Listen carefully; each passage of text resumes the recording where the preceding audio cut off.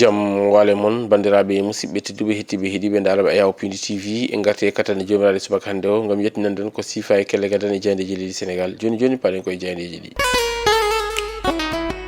altine nayi lewru me hitande ujunnaje ɗiɗi e nogas e jeegom ko sifa e kelle gadan e jayndeji leydi Sénégal eɗen puɗɗoro e jaynde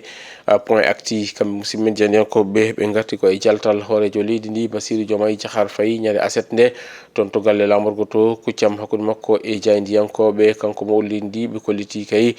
kala ko fonno haalde o haali ko yuti on ɗon fannu hay sino ni ko fiide wonno kanko mo leydi ndi en le o fi toon goɓɓe honno wiiri kamɓe musidɓe jayndiyankoɓe ko ɗum je sababu no ɓe garti ɓe kolliti kay ko yuti al haali ɗum ganda kay kañum woni ko wiyete ko crise institutionnelle kanko hoorejo leydi ndi warte wellude ɗum kay o wodani saabu ɗum hoorejo jaggoɗe konko tigui nomiri ɗum bik makko so tawi noon on ɗon décret nomɗo hoorejo jaggoɗe ne wawi ittude hoorejo jaggoɗe honno wiiri kam musidɓe jayndiyankoɓe kono noon kadi ɓe garti e gonka makko hakkude makko jokkodira hakkude makko e lande Pastef walliti lande Pastef kanko mahiri ɗum juuɗe makko wadde noon omo heddi jeeyede e kanɗon lande ganda kay kañum woni lande Pastef honno wiiri kamɓe musidɓe men e jayndiyankoɓe ganda kay kamɓe goni e jaynde wiyetede e jaynde point acti ƴeewoyen e jaynde L'As quotidien kam musidɓe men jayndiyankoɓe jaynde L'As quotidien kamɓe noon ɓe garti ko e hoorejo leydi ndi konngudi muɗum e nder kanɗon lande wiyete ko lande Pastef holliti kay kanko mo leydi ndi Pastef ko kanko tigui tafiri kanɗon lande juuɗe makko wadde noon omo heddi jeeyede e nder kanɗon lande ko ɗum woni ko waɗi e nder gardidi natal muɗum nden ɗon jaynde wiyetede e jaynde L'As quotidien jaynde li quotidien ko hen arti e ngal ɗon jattal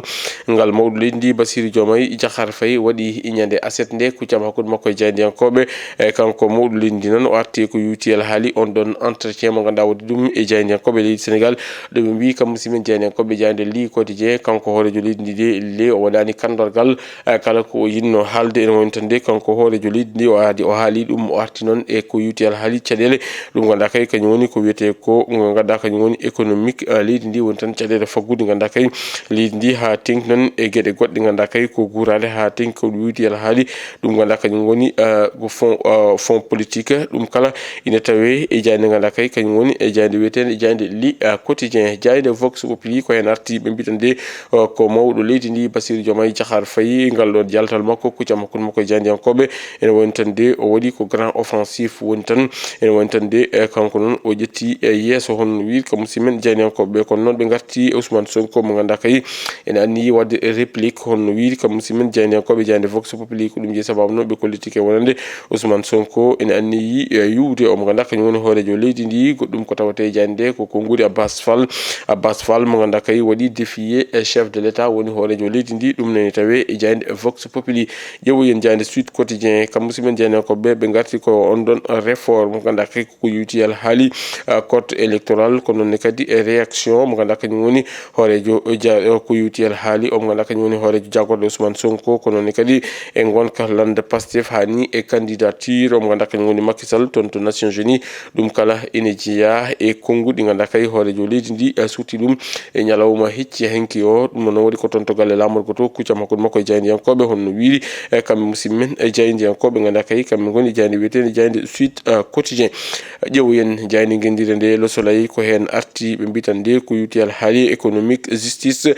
politique kam e ganduɗa kañum woni lande Pastef dialogue diplomatie rapport hani e gueɗe goɗɗe ɗum kala hoorejo leydi ndi arti hen ɗum ko caggal nde woni huccodirde ɓe ganduɗa kañum woni jayndiyankoɓe kanko hoorejo leydi ndi o laɓɓitini ko noonne kadi o tittini walla ni o deccini hakkillaji hono no wiiri e jaynde guendire nde Le Soleil ƴeewoyen jaynde Source A kam musidɓe men jayndiyankoɓe ɓe garti koye on ɗon interview mo ganduɗa kay hoorejo leydi ndi waddi ɗum e yoga e jayndiyankoɓe ɗo ete nder leydi ndi o arti noon e candidature Macky Sall wasdemo yadude hen ko noonne kadi e liberté kam e justice wondude e gueɗe goɗɗe hani e nder caɗele ɗe ganduɗa kay ne teska hakkude makko e nder kanɗo lande ko Pastef ɗum kala ɓe wi ko hoorejo leydi ndi Bassirou Diomaye Diakhar Faye arti e ko yowiti on ɗon fannu ɗum kala ina tawe e jaynde ganduɗa kay kañum woni jaynde wiyetede jaynde Source A bandiraɓe musidɓe tedduɓe hettiɓe heeɗiɓe daraɓe Ayaw Pindi TV kasi haalaɓe ceer ko ɗum woni komin kelmo robinidade ko sifa e kelle gadane yoga e jaydeji leydi Sénégal adi meɗen e rubini jaydeji wonata ko janggo soko weeli ken hoɗo e nden min ɓe jokke ɗoftade kam e rewidade programme uji ɗi Pindi TV woto jejjite wadde abonné commenté kam e partagé Allah jarama on jarama.